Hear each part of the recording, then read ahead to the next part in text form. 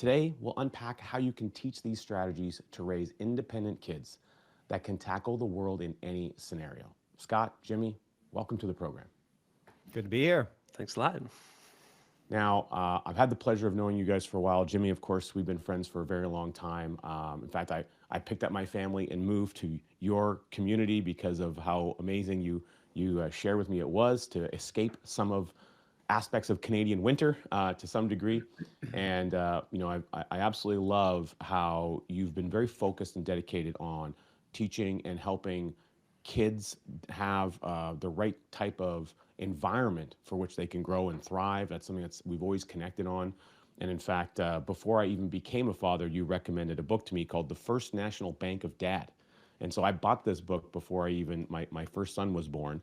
And coincidentally, here I have a copy of Value Creation Kit in my hand as well. For those of you who want to learn how to do some of the strategies we're going to talk about today, these are great books to start developing the right mindset. Now, what I'm really curious about is what prompted you guys to even begin doing this?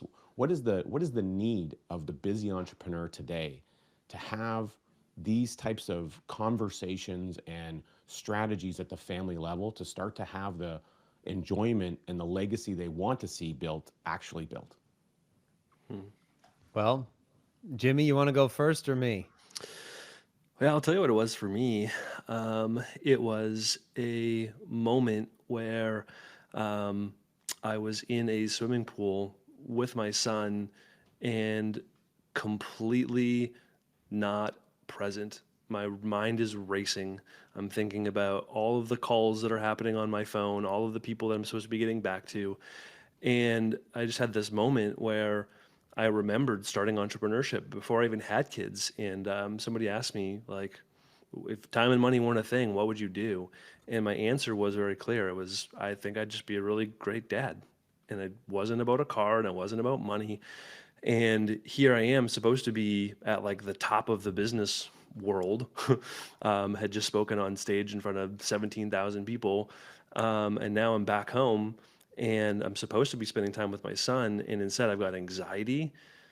And I remember I had this moment where we're ready to go into the pool and I gotta close the locker door with my phone in it, and I close the door, my phone is still in my hand, and I'm like, oh, I can't bring my phone with me, and I proceeded to spend the next 30 minutes with my son, but not with my son at all, because I was thinking about all this business stuff. I'm like, what's the point?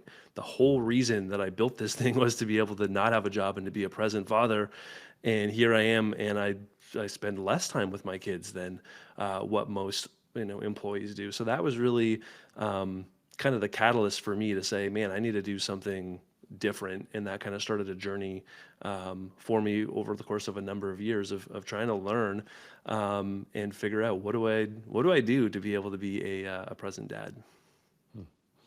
Well, I love that, and those moments of awareness are so impactful. And now, Scott, you've had the chance to connect with a lot of families talking about these things, and you yourself have 4 kids. And so, what was it that really connected with you on why there was a need for this? You recognize that there's information that's just not getting out there, and people aren't implementing. So, how did this come up for you? Yeah, so my whole career has been helping families and kids. So about 20 years now, we've helped around 10 million families, 9 companies. We're starting our 10th now, Fig and Eagle, to teach this, the strategies of the best families in the world. But one of the transformative moments in my life, I get a call from a friend, and his 2 kids are 23 and 25, and he's in tears. And I'm like, oh boy, who died? What happened? Oh my gosh. And this is like, 9 o'clock at night. And he's like, man, what is going on? My 25-year-old is completely checked out, running up the credit card, lazy, no spiraling in life, blaming us. And just, it kills me to watch this. My 23-year-old completely turned away from all of our family values and faith. And those are my 2 kids. And I am a wreck. He said, what did I do wrong? We did everything that we thought we were supposed to do. We got our kids into the best schools. We moved to the right zip code. We were in church on Sundays. We got them into the sports. They were in the top everything. And he had outsourced his parenting for decades, not realizing it.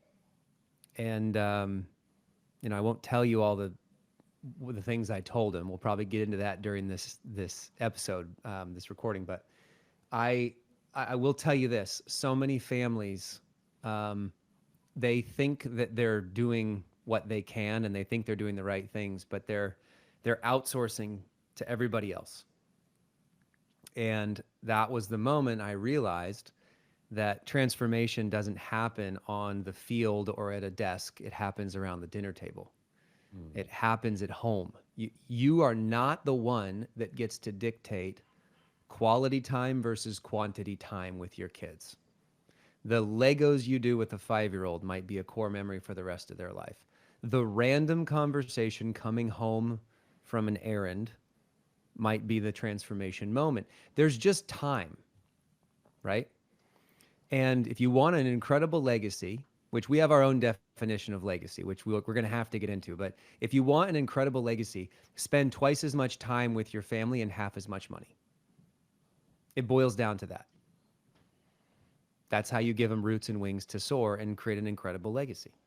So that's really one of the pivotal moments where I was like, I got to spend the rest of my life doing this and teaching this and learning from the best in the world. So that's how we got here. Amazing. Well, we're going to unpack that quite a bit throughout the episode. Now, I'm curious, as you've each kind of told an impactful story, but you've been surrounded by and helping entrepreneurs. You're both coaches. You both love coaching. You love what that's all about. You recognize its value. When you think about the people that you're helping now, and you've had a lot of people go through your program, learning how to take more of that time, have better dinner table conversations and so forth, what are you recognizing and seeing in them as far as the challenges and struggles that they're dealing with on a day-to-day basis in raising kids today? A ton. See, nobody's ever raised a kid in 2025. Nobody's ever done this before. I mean, there's been parenting forever. But if you look at the forces that are coming at our kids from the world and from culture, that is exponentially increasing right now, right? It is getting wild. And parents are getting blindsided left and right. And so no one's been busy. I mean, everyone's been busy as parents forever, especially with young kids or teens. Like, everyone's been busy with no margin and they're tired. But it is getting wild nowadays. You cannot turn off the phone. Work follows you home. You think you're doing all this for your family, but you never asked them. You never got their permission to go miss all this stuff and do all the work. Be careful, because I think what a lot of entrepreneurs trick themselves into is that they're doing it for their family when they're really doing it for themselves. They're doing it for their own success, their own significance, their own security, their own accolades and achievement. Unfortunately, at the sacrifice of the family. Now, that doesn't mean you don't drive. That doesn't mean that you don't do your work in such a way that impacts and serves millions and millions of other people. In fact, if you do it the right way, you can have more impact and more abundance than ever before.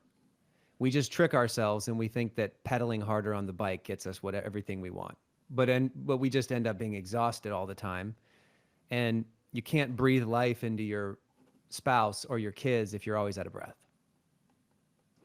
Yeah, I love that. Now, you talk about these 4 forces, and we're going to unpack some of those as we go through our conversation today. But maybe, Jimmie, you can just give us a lay of the land. What are the forces that we're talking about that are really impacting people in the parenting realm and the current 2025 we find ourselves in?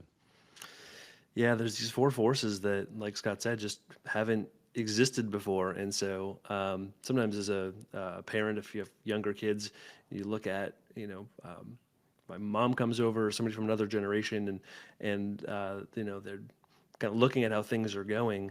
And what they don't realize is that life is really, really different. So one of those forces is what we call the dopamine distortion, which I'll talk about in just one second. Another one of them is the anti-family focus that is just being bombarded down on our families all of the time. One of them is instant gratification. We live in an instant gratification world more and more and more and more. And if you look at all of the metrics about what makes for a successful kid, delayed gratification is one of those. And yet we're pushing this instant gratification on them all of the time. And one of them is the AI revolution that is happening right now. And before we jump into any of these, I want to be really clear.